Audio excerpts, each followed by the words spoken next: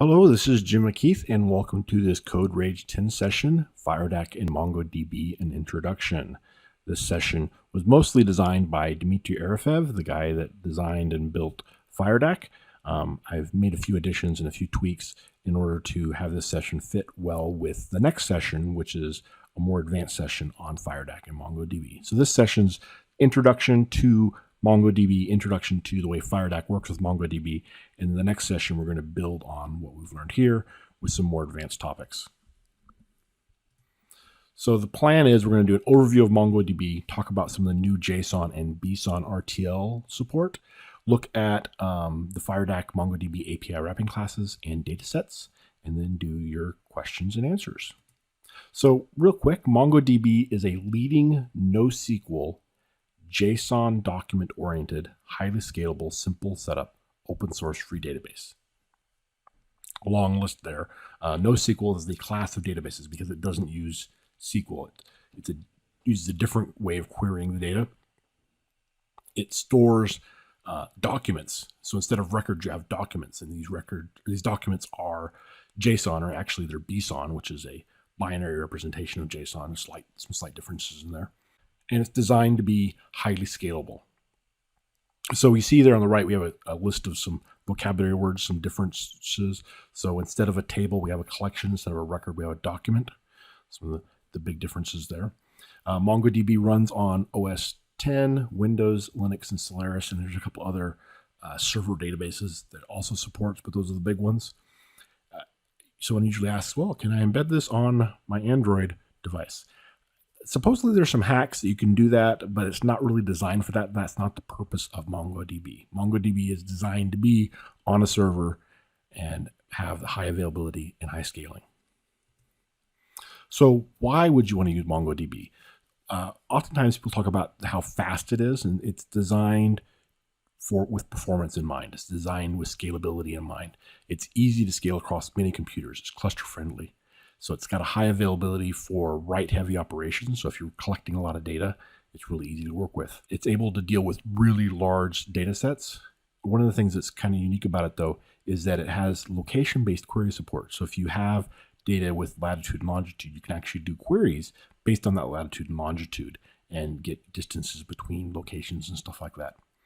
It's also schema-less, so there's no enforced schema. Now, sometimes you'd be like, if you're come from an RDBMS background, you'd be like, wait a second, that seems like chaos. Well, it kind of is. The reality is that you're going to have a collection.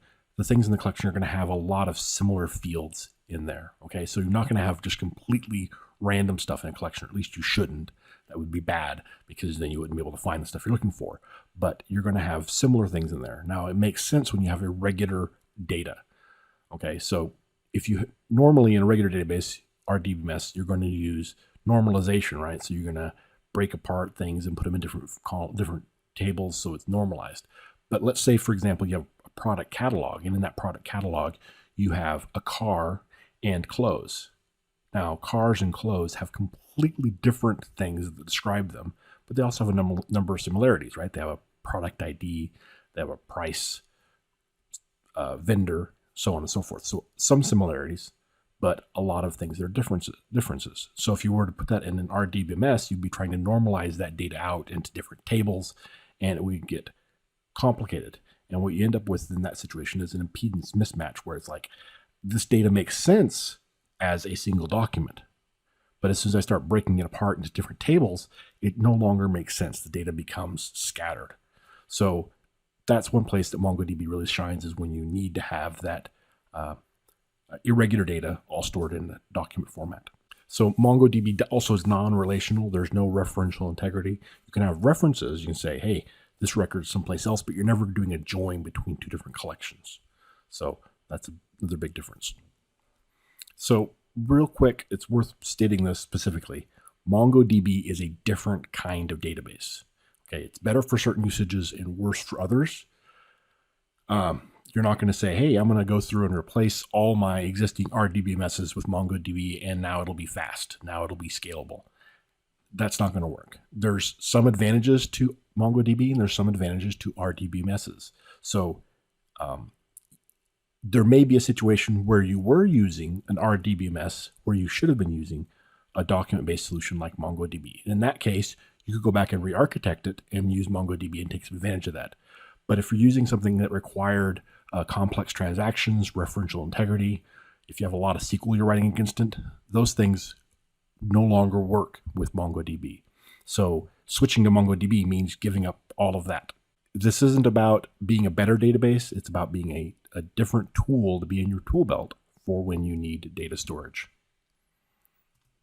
So I talked a little bit about sharding or horizontal scaling. What this is, gives you the ability to take a single collection and divide it up over multiple shards or multiple computers. And so this allows you to store large data in a number of smaller databases. So we see here, we have one collection that's 1 terabyte, and it's been split into 4 shards. And so that single collection is stored on 4 different shards or 4 different databases. And so we have 4 physical different databases, but they together make a single logical database. So this improves throughput as well as increases the amount of data that can be stored. So for installing MongoDB, it's pretty straightforward. If you go to mongodb.org/downloads, you can download the 32-bit or 64-bit version of MongoDB for the platform you're working with. The FireDAC support we have works with OS X and Windows. So we don't have Solaris or Linux support, but you can install MongoDB in either of those platforms and connect to it.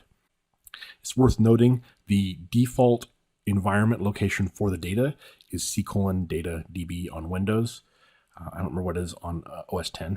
I installed this on Windows. It doesn't tell you that anywhere in the process. It doesn't ask you where you want the data to be stored, etc. Also, once you've installed it, the database isn't running. To run it, you have to go to a command prompt and go to the folder where you installed it for in the bin directory and run MongoD. And you can pass options in there if you want to change the data location, etc., or make it a service. So once you do that, then it's running. You can press Control-C to terminate the database and have it closed properly, or you can install it as a service. So there's tutorials available there. There's 2 links for you. You can check out one's on MongoDB's website and the one's in our doc wiki. So I've opened an administrative command prompt here in the folder that MongoDB is installed into. In the bin directory, MongoD is the what I would run, the daemon that runs in the background. Now I've created a \data folder with a DB and log folder in there. And so now all I do is create a config file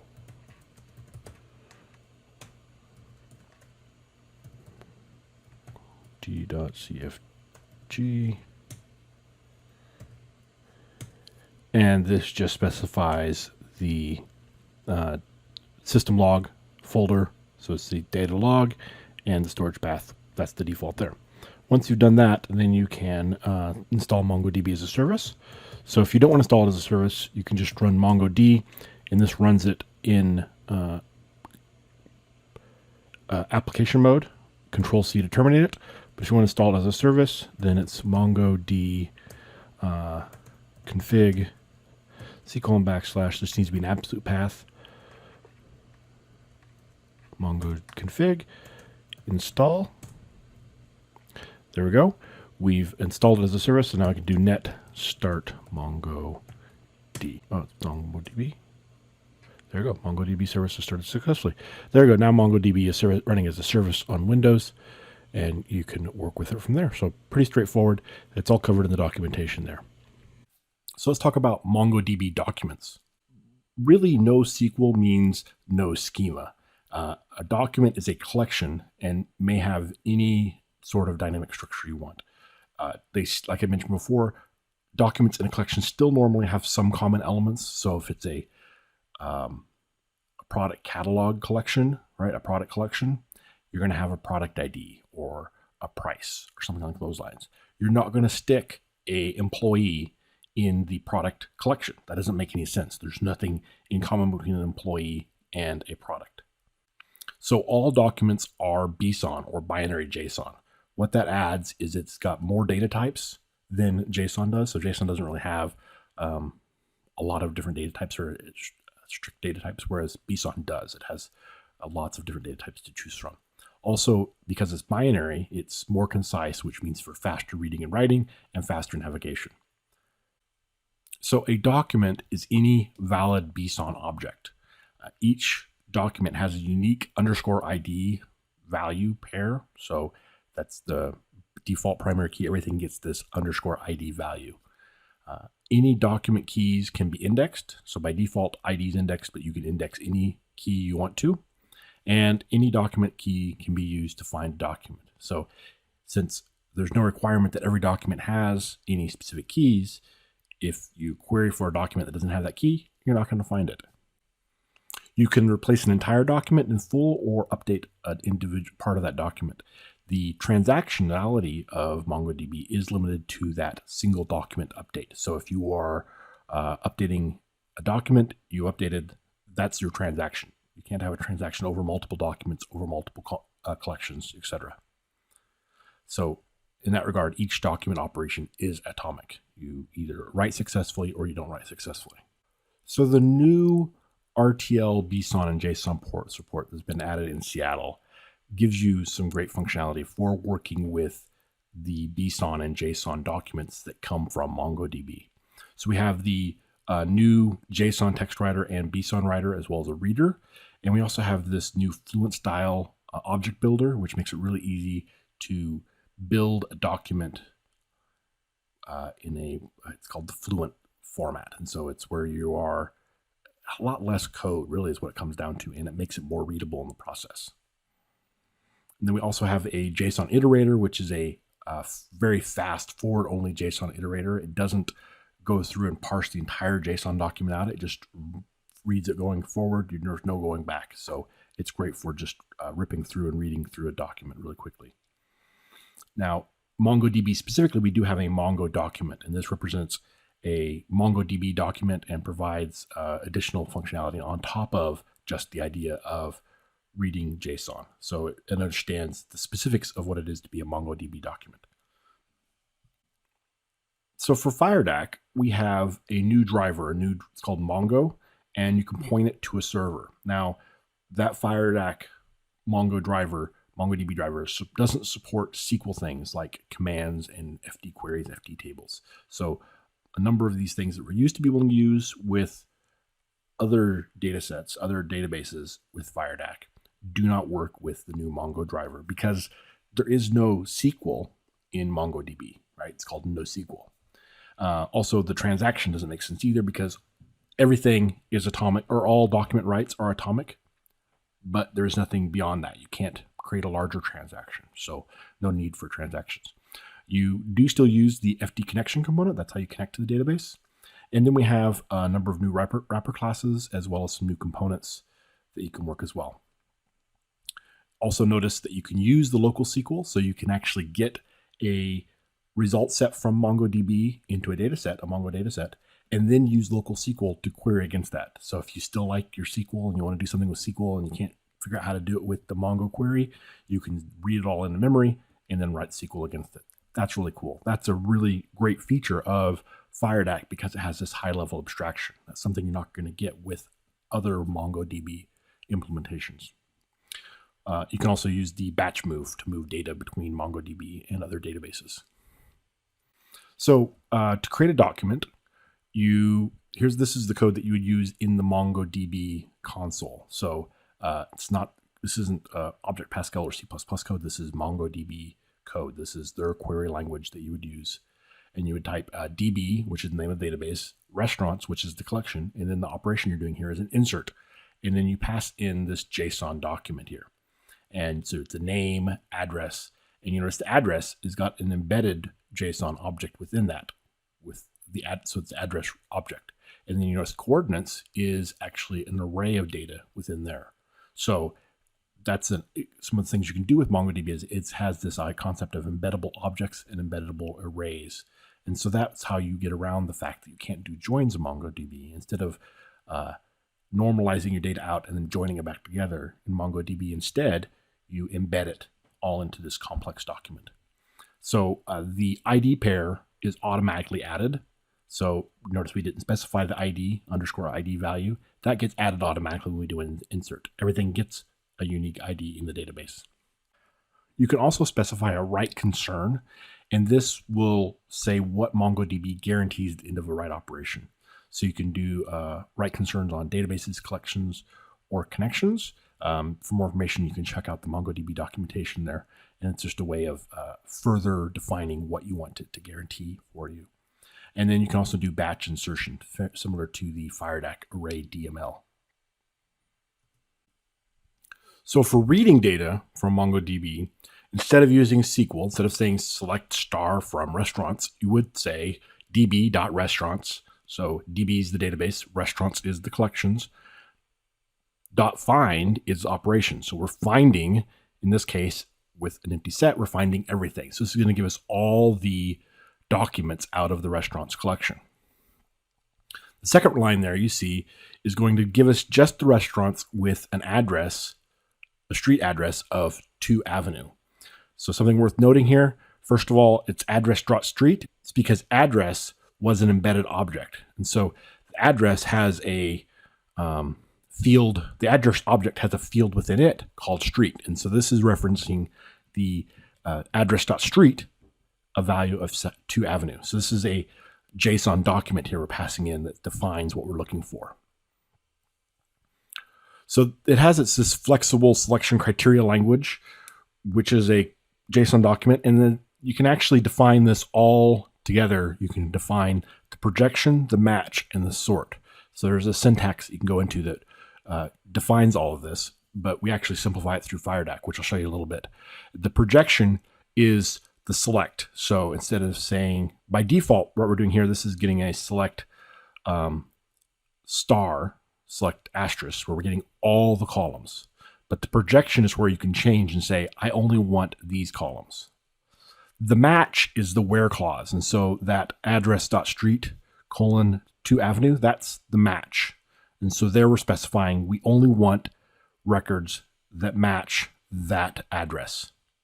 And then we can also provide a sort, which is similar to an order by, where we specify what sort we want to apply to the data that's coming back. All right. As mentioned before, there are no joins. And when you do a find, what you actually do is get a cursor back, and that cursor points to the JSON documents, the MongoDB documents. So let's talk a little bit about the architecture within MongoDB. You have a connection to MongoDB, and in that connection, you have databases. So there can be multiple databases within the connection. Then the database can contain collections, and the collections contain documents. Now, important note here is a collection only exists when it contains documents. Okay, so you cannot have an empty collection. If you have an empty collection, you don't have a collection. A document is made up of fields with types and values, and sometimes those values can be other embedded objects or arrays. It's worth noting. So here's some C++ code on how you can deal with MongoDB from your application. So we have these wrapping classes. The Mongo environment is the root utility class, and we have a Mongo connection, a Mongo database, a Mongo collection, and a Mongo document.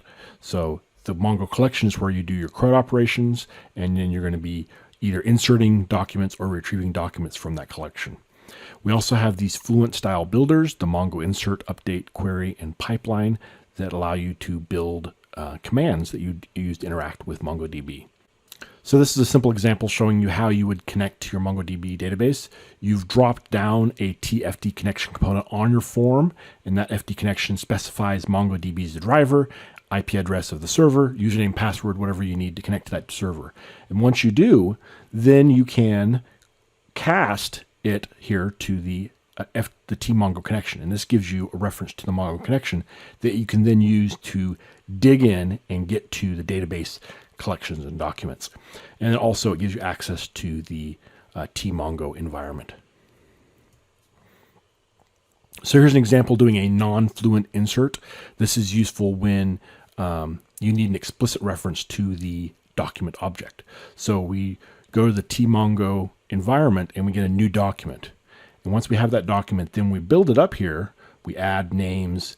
We embed an object here called address, where we have a street name with a value. And then we also embed an array in here of coordinates. We end the array in the object. And at this point, we can use this object reference we have, and we can do other things with it. We can pass it to other routines that maybe build it up or do other stuff with it. And then when we're done, we insert it here by going to the connection that we saw in the previous slide, get the database test, get the collection restaurants, and insert the document. And it's important that we then free this document. We're responsible for dealing with that document ourselves. Here's an example that shows how you can insert using Fluent. And so this is simpler in that you don't have to manage the document reference yourself. So again, we get the database, get the collection, and then on the collection we call insert. And then we're putting the values on here the same. The difference is down at the bottom. We call end and then call exec. And that at that point there, we've executed the insert, and the document that we're building, that we're inserting here, is all managed automatically. We don't have to free that memory ourselves. It's managed automatically by the Fluent builders. For reading through a cursor, we actually have a number of elements you can use as well. We have next that allows you to go to the next element of the same level. Recurse allows you to dig into a nested object or array. So you can look at it and say, hey, is this a nested object? It is. Okay, we want to recurse into that. When you're done, you return to go back out, and then you can read the values through name, keys, and types there from the contents of the element. There's a lot more to MongoDB you can do as well. You can update collections. You can delete values from collections. You can aggregate and pipelines that allows you to deal with data in different ways. But now let's talk about data sets. So typically, when you're working with MongoDB and other tools, you're going to get back a cursor to a bunch of documents. And those documents don't have a schema, so there's nothing that says they have to have anything in common. The reality is you're going to have some similarities. And so we have the concept of being able to work with data sets. These are going to be data sets like we're used to working with a few differences. So as I mentioned, the problem is MongoDB database doesn't have a schema, but a data set does, right? You have fixed columns with data types in a schema. So the expectation is that we expect that most data there is going to be some similarity, and that the same named fields are going to have same values from document to document. So the solution is we're going to scan, or it automatically happens. It automatically scans through the result set, the first number of documents, and builds a common schema that represents that. So it's conceivable you may have some documents later on in the cursor that are different, and they wouldn't show up it wouldn't build a schema to represent those, and those fields could be left out. Then this also had support for nested objects and arrays, which is really quite cool that you can do that. So here's an example. This is the collection of documents we get back, the cursor of documents we get back from the database, and it converts this to the data set you see here. So if you notice, the first one here doesn't have a value for fat, but the second one does. Okay, so this is a good example of very mismatched records in here, right? The only thing that's common is a name, but they're totally different kinds of objects. We have a human, a fruit, and a car all within the same collection. But because they have different values, so we have a job, a human has a job, a fruit has fat, and a car has an engine. Now, in the data set, we just null the values that we don't have. So a fruit has a null fat, or a fruit has a null job and a null engine. Now, some of the things that extend this data sets are the fact that the nested objects have a field type of ADT, and the nested arrays have a field type of dataset. And so we see here, and it has unlimited nesting level. So we see here an example where we see the field type of address is the ADT because it's a nested object. And then within the address, we have the coordinates has data type of dataset because it is a nested dataset. It's a nested array. So just like I'm working with other databases, we have two different datasets you can work with. You have the Mongo dataset, which is similar to the FD table, and then the Mongo query, which is similar to FD query. So the FD Mongo dataset attaches to a Mongo cursor, and you specify the connection, which is the FD connection. You specify the database and collection name. This is the path to where the collection's at. It scans the first 2 times the value of fetch objects.record set size to create that automatic schema in order to define the dataset. So if you find you have some documents that aren't getting represented properly, you could change the sort so that they fall into that scanning range, or you can increase the size of the scanning range. So the Mongo query, on the other hand, is used to query to get the data from the collection. So you can do the query 2 different ways. The easiest way is to use the QProject, QMatch, and QSort properties. And again, the project is like the select, the match is like the where, and the sort is like the order by. So the minimum you need to provide is the match, probably to specify which documents you want to get back from the collection. Or you can use the query property, which allows you to use the Mongo Query Builder only at runtime in order to define or build up that query that you want to use. Also have a Mongo pipeline, which I'm not going to show you an example of. Hopefully in the next advanced session we can get into that. That allows you to use an aggregate to produce a cursor. So this is the C++ Mongo example I've put together here. You can download it at the URL you see on the screen. So we start with the FD connection component, which we assign the driver ID of Mongo. And in this case, I'm connecting to a local database. If it's a remote database, you can specify that and the password and stuff like that here as well. So the way this one works is we use the FD query and we set the QMatch, QProjection, or QProject and QSort all from there. So we hit open, it's going to do that. But let me show you the load data here first. This is going to get the restaurants collection out of the test database, remove all the documents from it, and then we load the documents back in here again. So this way, just make sure you have some test data to work with. At the constructor, though, on the form, we actually come in here and we connect to the FD connection and open it. We open the FD connection, and then we get the Mongo connection here through a typecast, and then grab the environment. So that's the way we can use these, for example, here in the F connection. That's where we get the F connection from. One thing that's important with MongoDB is you want to make sure you close your FD connection when you're done. So here, let's go take a look at open. So at open, we first close the query. We clear the field defs because they may change if the projection changes. And then we set the value of match, sort, and project here, and then open it. And then we look to see if we have embedded datasets. And if we do, we assign those to the separate datasets so that you can view those separately. So let me go ahead and run this here, and you can see this in action. So I've already loaded the data in here. So let's go ahead and hit open, and we see it's opened the database up. So in here, in our address, this is an embedded object here.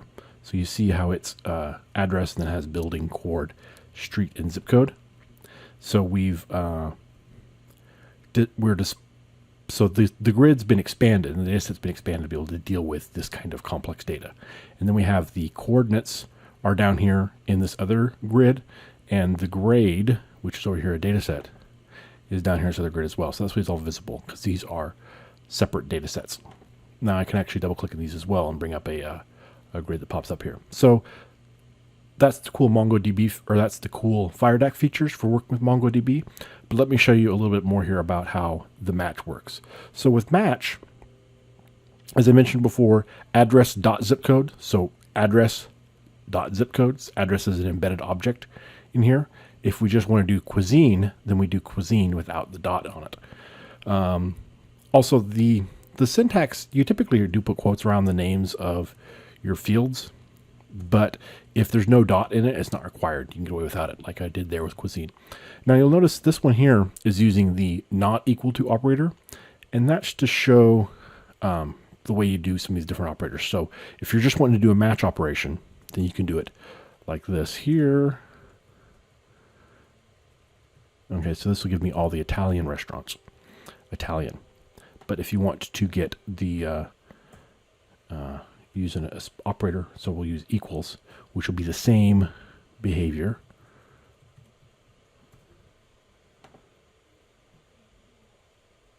So we got the same data back. But then we can also do not equals, and then there's other operators you can do here, like greater than, less than, and stuff like that. The sort, negative or positive, determines the direction of the sort. So if I do 1, we'll do ascending, -1's descending, and the projection. And here you specify the columns you want to see or not see. ID is always there unless you say 0. So if I just say, I just want to see address, cuisine, and grades, we'll see I got the ID this time because I didn't say no ID. So if you want to hide the ID, you say ID 0, and then you say 1 for anything else you want to get. So in this case, we got cuisine and grade. If I take this off completely, we get all the data sets, or all the fields, which includes borough as well, name, and restaurant ID.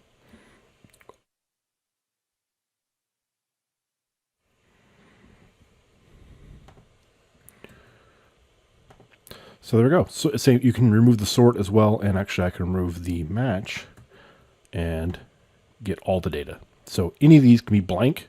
If they're all blank, you get everything. If they're not blank, then it just gives you the default. So the sort, unsorted, remove that, take off projection, it gives you everything. All right, there we go. Quick intro to the query language for working with MongoDB.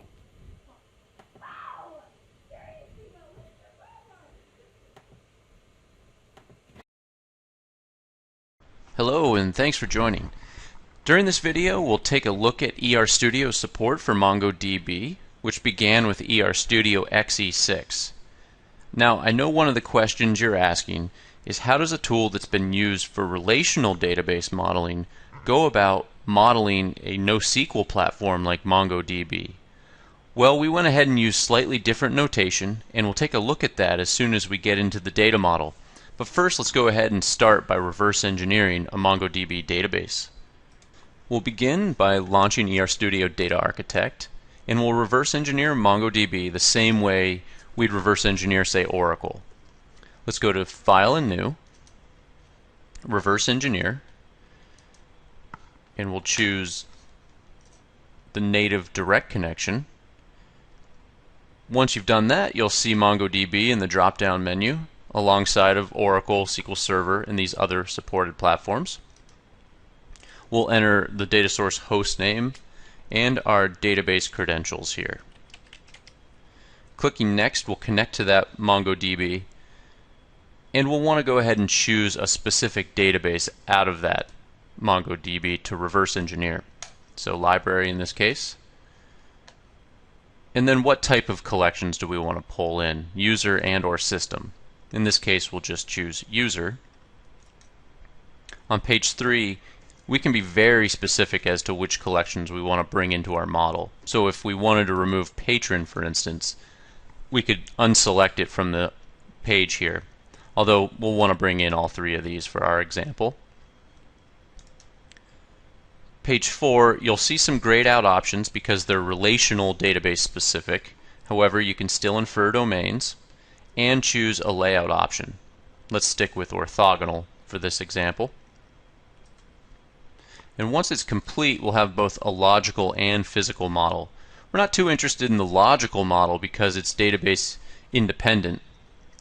So let's go to the physical MongoDB model here and take a look at what we have here. We'll slightly spread these objects out a little bit here, and we'll take a look at the model. At this point, you're likely asking 2 questions. Where did the address and checkout objects come from? And what do these relationships mean? We'll take a look at the MongoDB JSON code in a moment to better answer that question. But basically, MongoDB collections have the ability to embed other collections within them. And that's what these relationships are referring to. In the case of patron to address, what we have here is a collection patron that embeds an array of address collections. So the star on the array on the address side refers to that array, where within publisher we only have one instance of address, and therefore you see a 1 in place of a star. Let's open up the JSON in a text file and take a look. First, let's look at the insert statement for patron. If we look inside of this insert statement, we see address, and we see two instances of addresses. And therefore, we have an array of embedded address collections. Where in publisher, we also see address, but we only see one instance of an address. And therefore, we have a single address collection within publisher. Now in the code, you'll also notice that the address section of address code is slightly different between publisher and patron. In patron, we have these square brackets that don't exist up in publisher. Studio Data Architect reads those square brackets and realizes that there's an array of embedded collections within the object that contains those brackets, and therefore lays down the relationship line that we see between patron and address. Now you also see typical IE crow's feet notation in this model, and that's because collections can also reference other collections. An example of that, I think a good example of that, is between publisher and book. If we look at the book insert statement, you see that it references the publisher ID. And of course, you would read this relationship the same way you'd read a relationship in a relational model with IE notation. A publisher may have one or many books associated with them. And that's it. That's how Studio Data Architect supports MongoDB. So for learning resources, MongoDB.org has some great documentation to help you get a better understanding of MongoDB, how it works, and how to work with it. You can also check out the MongoDB documents in the DocWiki. We have a number of samples available in Object Pascal that ship with Seattle. You can take a look at those. And then here's two books that I'm recommending here. There's Instant MongoDB, which is a great smaller book if you don't want to read a lot, but you just want to get the crux of MongoDB. That's a good one there. It's by Packet Press. And then MongoDB, the Definitive Guide by O'Reilly, is much more substantial book if you want to really dive in and get a better understanding of working with MongoDB. Also, check out the next Code Rage session that's coming up here next. But first, we're going to do Q&A, and here's some more resources as far as how to get in touch with us if you have questions, comments, or concerns. There's our email addresses. You can use the FireDAC forum or file bug reports if you encounter things, and quality.embarcadero.com. Thank you very much. Okay, great. This is Jim McKeeth. I'm stepping in for David. We're actually switched rooms right now since I did this session, so I can help answer questions. There were a few questions already, but if you do have more questions, go ahead and put them into the GoToWebinar question panel, and we'll get them answered for you right away. So Ludo said, I thought NoSQL stood for not only SQL. I believe this means you could use SQL and other techniques together. So my understanding of the backstory from where the NoSQL moniker came from was there was a conference going on, and so this is the first time that people are going to get together and talk about this new type of database that didn't use SQL. And so they're trying to figure out what Twitter hashtag to come up with to talk about this conference, because you can't have anything that happens these days without a hashtag.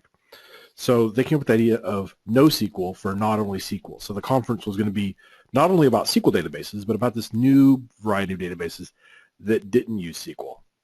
So that's where the name came from. NoSQL is not a standard. NoSQL is not anything close to a standard. It's not really even agreed upon what it means. It's just this label has been applied to this new breed of databases that has come out, that the thing they have in common is they don't use SQL. As far as I know, none of the NoSQL databases use SQL. They all use their own query language. It's a different kind of query language. So anyway, that's my understanding of what it means. None of the NoSQL databases, whether it be MongoDB or CouchDB or whatever they are, use SQL. Now, in the next session, I'll actually show you how you can use the FireDAC local SQL to do a SQL query against a MongoDB database, which is really, really kind of cool. One thing I will point out is the links I had in there for downloading the source code. I realized I didn't hit publish on that. I was going to hit publish this morning, but been busy all day with Code Rage, and I didn't hit publish. So as soon as I finish up Q&A in here, I will go and publish those links. Ludo also said, is this similar to how we could talk to, or how we would talk against cloud databases like Kinvi? So yeah, Parse and Kinvi and most other back into the service databases are using MongoDB behind the scenes. And so that query language that you use to query against MongoDB, or against, Parse and Kinvi, is similar to the way it works with MongoDB. You're still going through Parse and Kinvi, so they have some of their own rules as far as what you can do and such, but the fundamentals are the same. So one thing I hopefully made clear and is that MongoDB, because occasionally I'll get the question, oh, is MongoDB better than Interbase, or is Interbase better than MongoDB? They're not the same kind of database. They're two different kinds of databases that solve two different kinds of problems when it comes to storing data. So Interbase is great for relational databases. MongoDB is great for non-relational databases. In the next session, I think I have a slide that compares what the pros and cons are of each. Unless it was in this session. I can't remember. They all kind of blurred together. Anyway, if there are any other questions about MongoDB, go ahead and put them in now. If there are questions at the end of the next session, I'll actually be busy in the other Code Rage room at that point, so I won't be able to be in here, but I can come back after 3 Pacific time if there are questions that you aren't able to get answered. So, after 3 Pacific time. Okay, it looks like that's about it for questions. I will say that I found that the MongoDB support in FireDAC is really great, and reading about MongoDB and getting to use a MongoDB experiment with MongoDB, I really see that there is some potential for using this. And a lot of times I've been using Interbase or other relational databases for data storage when it probably would have been better suited to do something like MongoDB, because the data I was putting in there didn't necessarily need to be normalized. It didn't need to be able to have relational queries and all this stuff that comes with a relational database. So there are places I've seen where I've in the past used a relational database that would have been better suited for MongoDB. So hopefully you all will see that you can add MongoDB to your tool belt as a new option for data storage.